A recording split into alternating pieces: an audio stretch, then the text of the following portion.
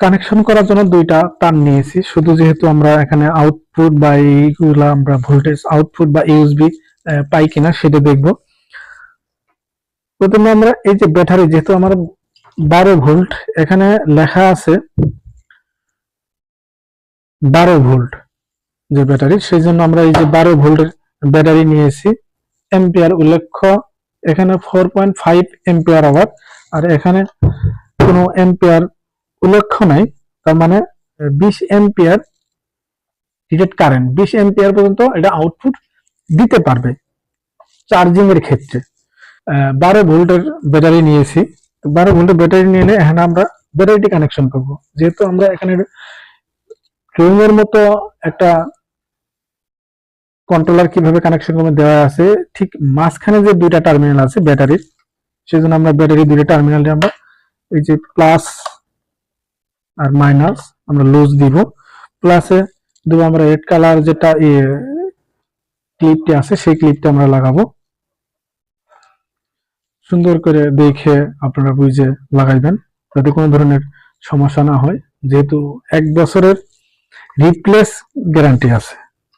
এই যেখানে দেখেন 1 বছরের রিপ্লেসমেন্ট ওয়ারেন্টি, তার মানে কোনো সমস্যা হলে চেঞ্জ করে দিবে, আমাকে নতুন আরেকটা দিয়ে দিবে। সেই ক্ষেত্রে আপনারা একটু টাকা বেশি লাগবে, কিন্তু আপনারা ভালো জিনিস পাবেন।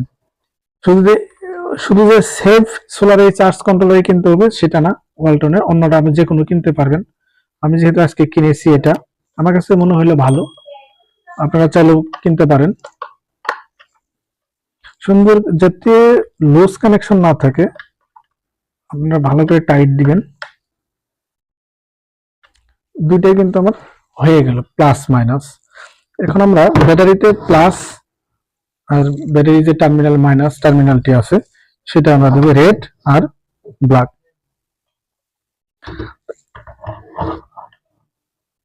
এটা হচ্ছে ব্ল্যাকে দিলাম, আর এই টার্মিনালে আমরা প্লাসে যেটা আছে সেটা রেড টার্মিনালে দিয়ে দিলাম। তার মানে এখানে দেখাচ্ছে ব্যাটারি ভোল্টেজটি আছে 13.2 ভোল্ট, 13.2 ভোল্ট, 3 ভোল্ট দেখাচ্ছে।